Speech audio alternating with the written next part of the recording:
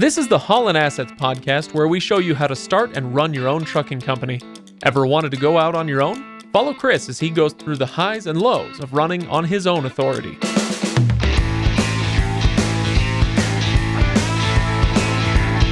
Welcome, everybody. Welcome to the Haulin Assets podcast, episode number 185. Today, it's an interesting one. We're gonna let's get to the theme in just a moment. I'm Craig. Over there, he's Chris. Hey, Chris. How's it going?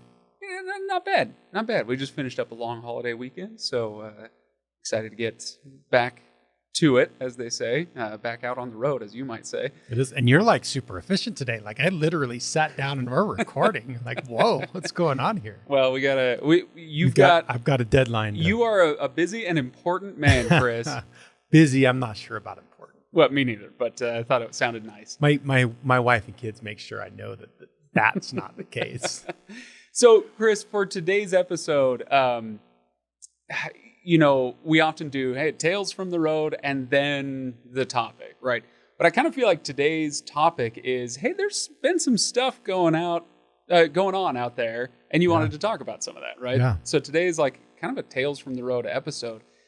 Before we get to that, of course, I do want to remind everybody to go to haulinassetsllc.com for full show notes. Make sure you go to motorcarrierhq.com for the tools, tips, and people you need to make the jump from employee driver to owner-operator. If that's your dream or beyond, then motorcarrierhq.com. Haulin Assets Academy is where you can do some self-directed learning. Please go check out those courses. And then finally, leave us a good 5-star review and a comment in whichever service you listen on. All right, Chris. So the last couple of weeks, there's been some stuff going on, right? How do you want to intro this? What's been going on in your life that's got you so bothered that you wanted to come talk about? Well, the normal craziness of the trucking industry just hasn't really hit us the last couple of weeks. I don't have any really good tells from the road, so I decided I'd kind of reach out more into like some of the, I don't know what you want to call it, political drama, economic drama, all that kind of stuff going on, and talk about a few of those things. We just had Brake Safety Week finish. We had one truck get inspected during that week, and they didn't even it was a level 3. It was just the driver. They didn't even look at the truck or trailer. So I thought that was kind of a little bit odd, but yeah, interesting. Yeah. All right. Well, all right. So Brake Safety Week.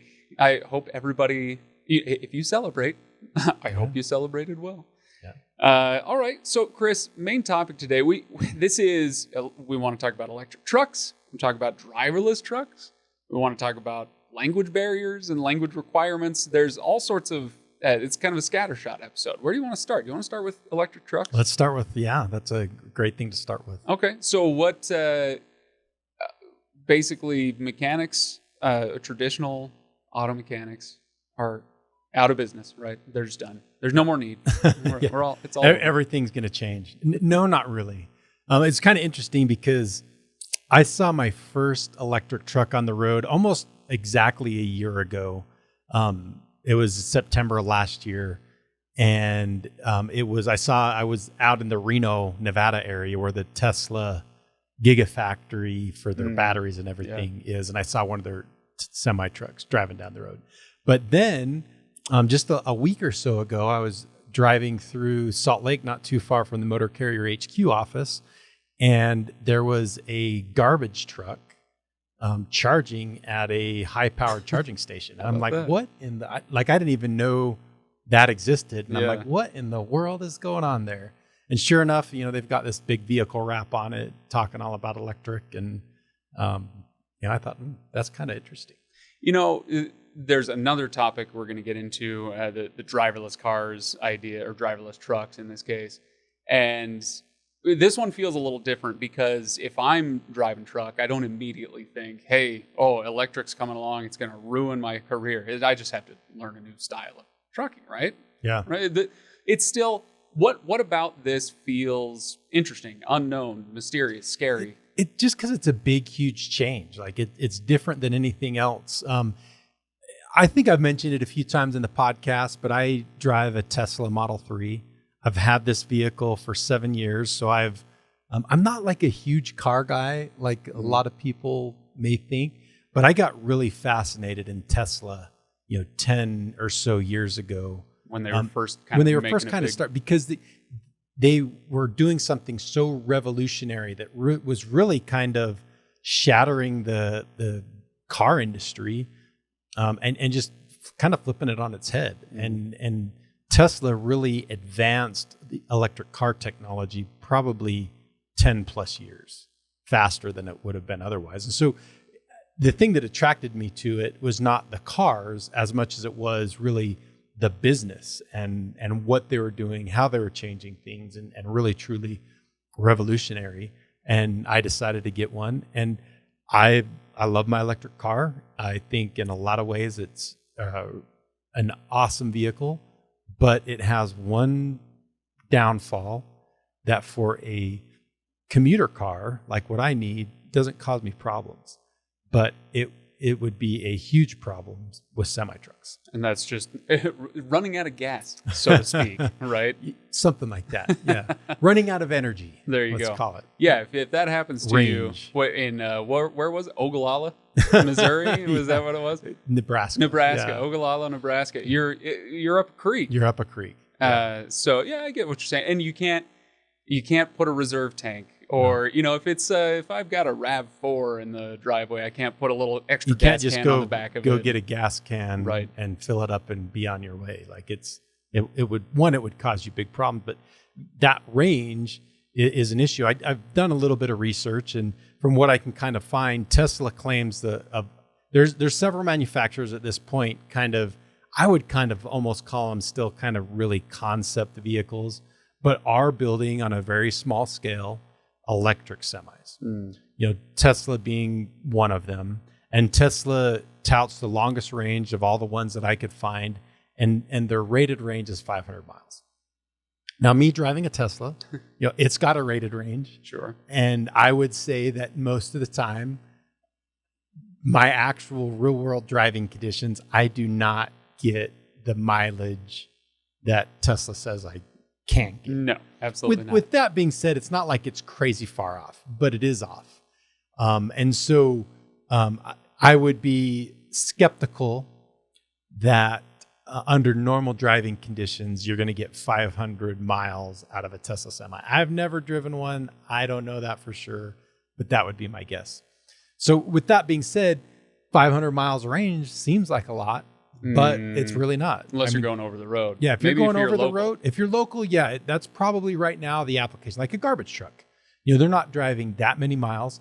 They're also going pretty slow, where you're going to be getting a little bit decent energy. And, with electric vehicles, one of the benefits of them, that start and stop that a garbage truck is going to have, when you're stopping, the motors actually work like generators, recharge the battery. And so that's when they're actually at their most efficient, is city driving versus highway, which is the opposite of a normal vehicle. This is what I wonder in trucking, if it will follow a similar pattern to personal vehicles, because of what I've been most excited about with the advent or the re-advent of electric vehicles is hybrids. Because I just got a new hybrid. Mazda. It's sorry. Oh, I guess it was made in America. I was going to say sorry, American companies, but it is made in America, and it's a hybrid. And what I like about it is, if the battery craps out, it's still got an engine that's going to go right. Yep. And it gives me that benefit of the start and stop, efficiency. All of that is fantastic. I wonder if there's an application there for long haul truckers to have hybrid vehicles that can take some of the strain off of city driving while basically leaving it essentially the same for over the road. I mean, that's a good question. I haven't seen hybrid trucks yet. That doesn't necessarily mean there aren't any out there. I haven't really heard of it. Right. But there could be. But, to kind of talk a little bit more about this point, like, I think you're going to have a truck that's rated for more like 1,000 miles to really be practical for over the road. And 1,000 miles in winter. 1,000 miles total, because winter, you just mentioned that, cold weather has a big effect on the battery capacity of a truck. And so you really need to be able to get practically, I would say, a good solid 700 miles a day before you're really going to see wide-scale adoption of electric trucks. Right. And in reality, since I've been following Tesla for the last 10 years or so, the range hasn't significantly increased. It's probably had a 20% increase over that 10-year period, but we're talking about there needs to be a doubling. Right. And I don't think that's going to happen anytime soon. There's an old movie, Chris, and by old, I mean, it's not that old, but I'm old. Mission to Mars, I want to say it was. It was one of those like space movies, and Gary Sinise is an old astronaut, right? Reprising his role from Apollo 13, maybe. I don't know. Anyway, I don't remember anything else about the movie except that his buddies make fun of him for driving like an old Corvette or something. And they're razzing him because they all have their futuristic electric vehicles or whatever. And he just slaps it on the side and says, internal combustion, except no substitute.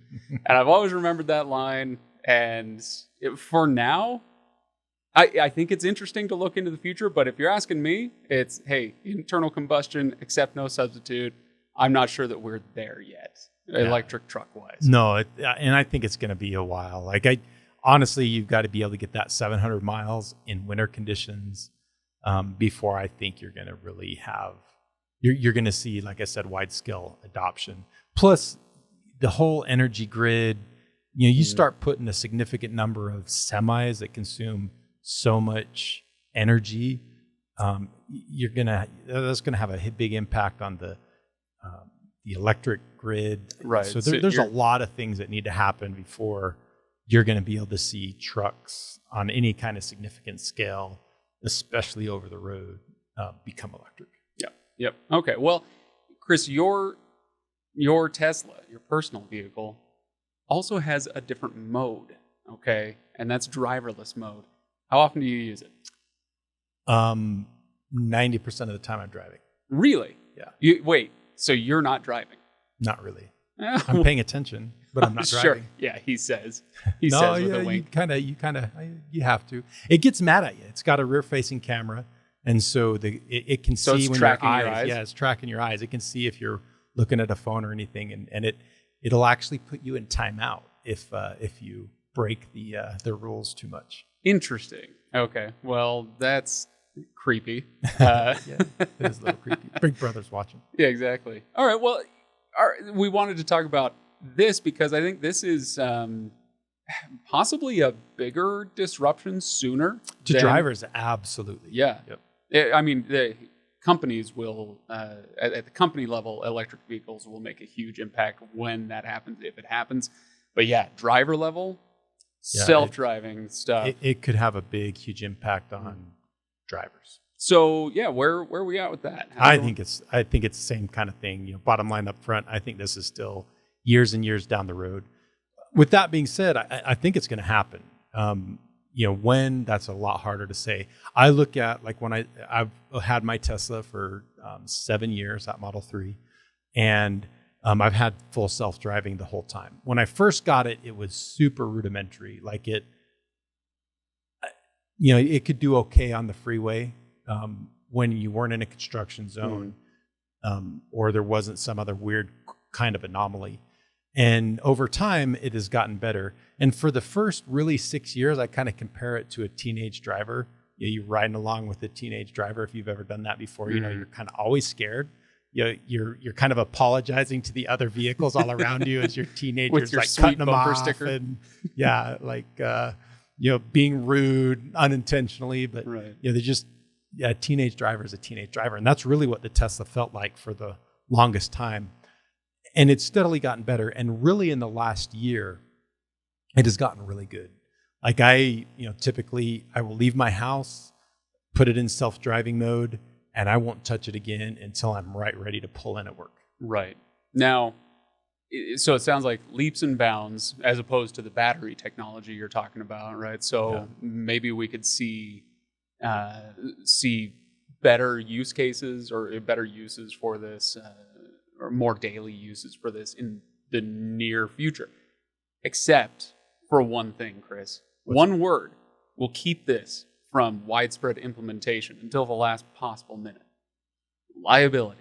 Liability and regulation, right? The government's always going to be slower than industry to adopt things. I think government regulation is going to take a while for this to happen. And with that being said, could it have like when we say immediate impact, like I think you're still 5 to 10 years down the road before you really even see any kind of significant driverless anything in a semi, other than like lane assist and emergency braking type stuff.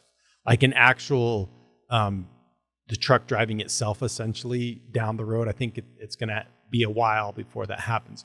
And I think when it happens, it's going to happen in stages. So I think, for example, the first stage is going to be kind of like what it is right now with Tesla, which has really been, it hasn't advanced in this stage in the last 7 years, where you still have to be in the driver's seat, watching the vehicle and paying attention and ready to take over at a moment's notice. And I think that's going to be the first thing that happens with semis, where a driver is going to be in the driver's seat and they're allowed to use it on the freeway, but nowhere else. And it's going to be a couple of years of the driverless systems logging data and learning and getting better before it can prove that under these circumstances, it's at least as safe, if not safer, than a human driver, before it's going to even think about advancing to the next step. Right. Okay. Well, so 5 to 10 years out, maybe. We'll mark that down. Yeah, you may get to that. Then I think, it's going to be like that for a couple of years. And then after that, you may get to the point where a driver can be in the sleeper while it drives down the freeway. But as soon as it's ready to exit the freeway and go to a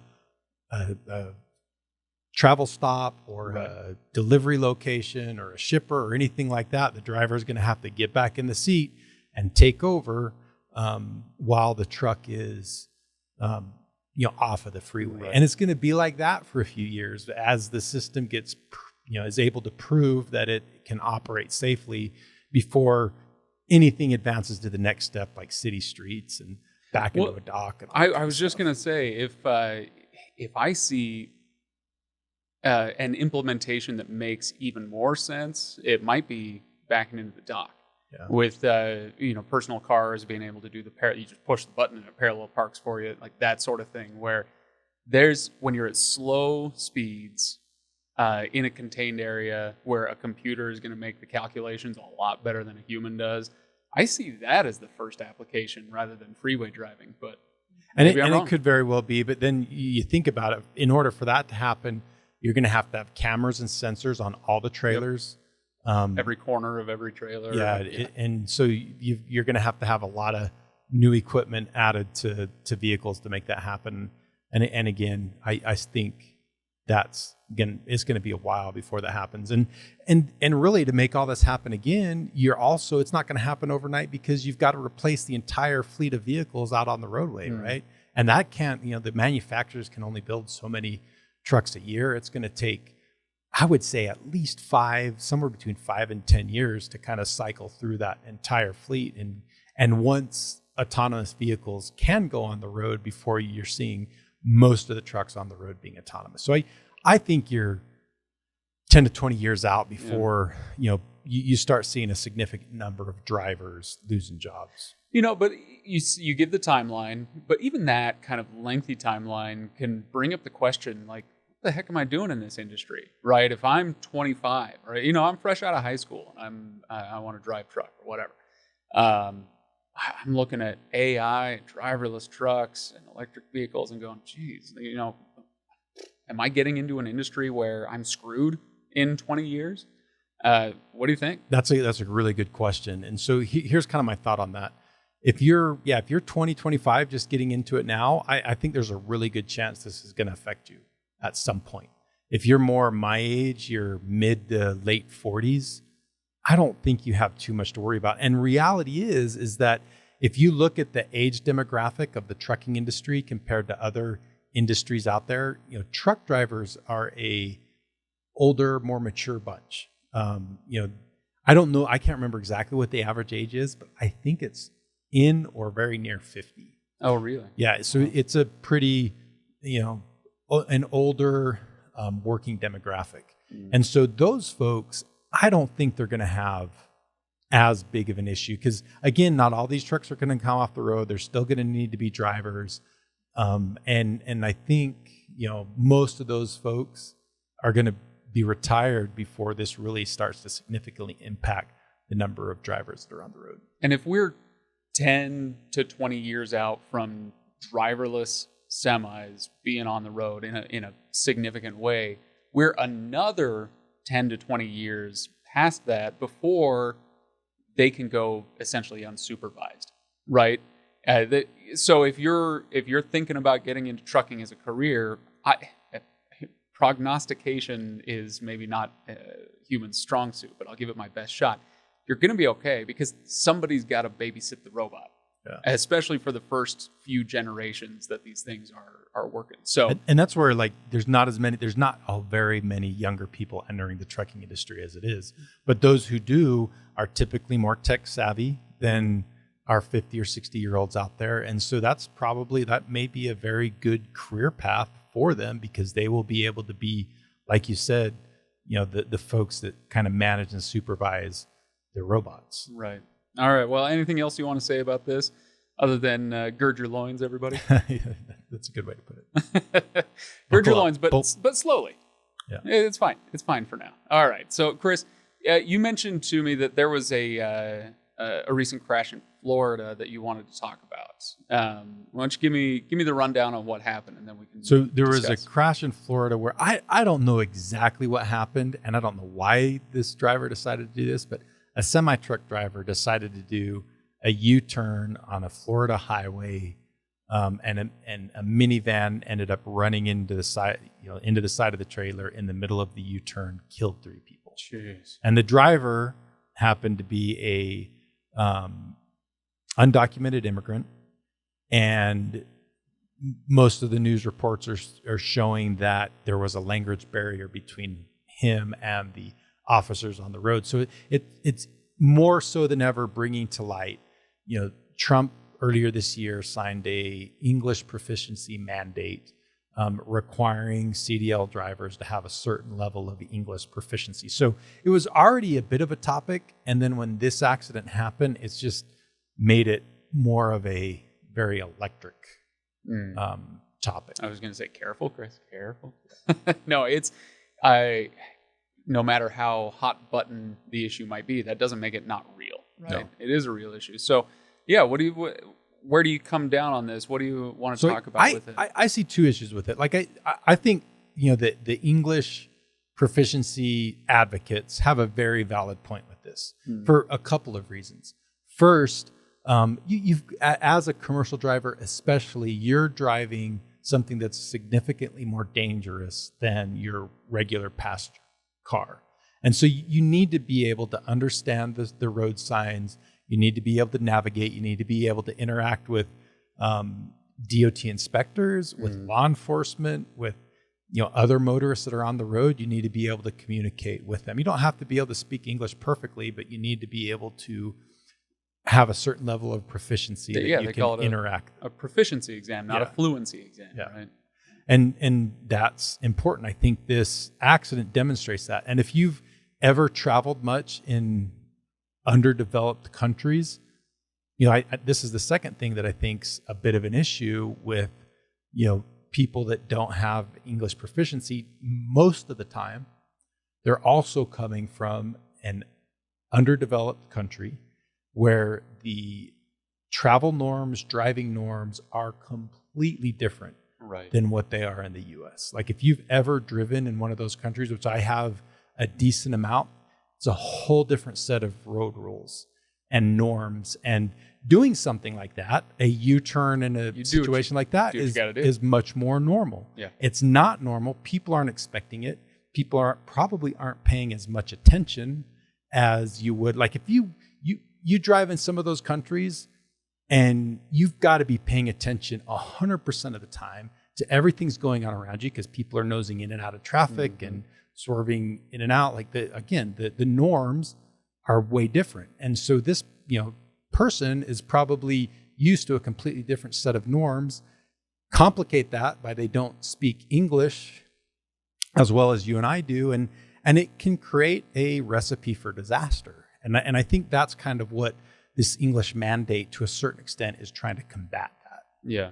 Well, it'll be interesting to see what happens. And I'm interested to hear people sound off on this. So find us on Facebook, like I mentioned earlier, and sound off on this issue. Or leave a comment at HaulinAssetsLLC.com. You can go to this episode and leave a comment on the show notes. Keep it civil, keep it professional, but I'm genuinely interested. Like, how would this affect you personally, and how would it affect other drivers you work with or work around? Like you say, this is a more immediate thing. We could see more of a disruption to the trucking industry from this than driverless cars, right? And I think you're going to see some kind of disruption. How big that disruption is going to be is going to be interesting to see. So a month or two ago, I was in a meeting that the Utah Highway Patrol was attending, their commercial motor vehicle division. And this is a topic that came up. And somebody had asked them the question of how much have they seen this being enforced at this point. And so this was, I think, in July. It was before the Florida crash had happened, but with a month or two after the mandate had gone into effect. And so, Utah at this point is enforcing it. And they had only placed 2 drivers out of service because of the English proficiency mandate. So they said they hadn't seen a big impact from it at that point. But like I said, it was before the Florida crash, which kind of highlights the importance of it. And it may become more of a factor. And so I think it has that potential. It could be one of those things that we don't see a big impact from it, but it also could be one of those things that we do. Like, I don't know how many drivers out there don't have that level of proficiency they're looking for, but it's a certain percentage. Is it 1%? Is it 10%? Where is it? And if all of a sudden 10% of the drivers get taken off the road because they can't speak English, then that's going to have a big impact. If it's 1% of the drivers, probably not as, not all that much of an impact. I guess we'll see. All right, Chris, anything else that we want to talk about today? I think that about covers it. Okay. Well, like I said, that last one, bit of a dark intro to that topic, but it is an interesting one, and I am genuinely intrigued by other people's thoughts. So please let us know where you're at with that. And honestly, with the electric vehicles and driverless and all that, let us know. Are you scared? Are you looking forward to it? Hey, I can babysit a robot and sleep in the back. Sweet. Yeah. My brother, he and I get into it on driverless cars. He is so excited. He never wants to touch a steering wheel again. He just wants to put in the address and let the car take him somewhere. I can't stand the idea. It's my car. It's my freedom. And so I have a whole rant that I won't go on right now, but we're at loggerheads on that. So I want to hear what other folks have to say about it. But for now, HaulinAssetsLLC.com, MotorCarrierHQ.com, HaulinAssetsAcademy.com. And Chris, I'll see you in a week or two. I'll see you soon.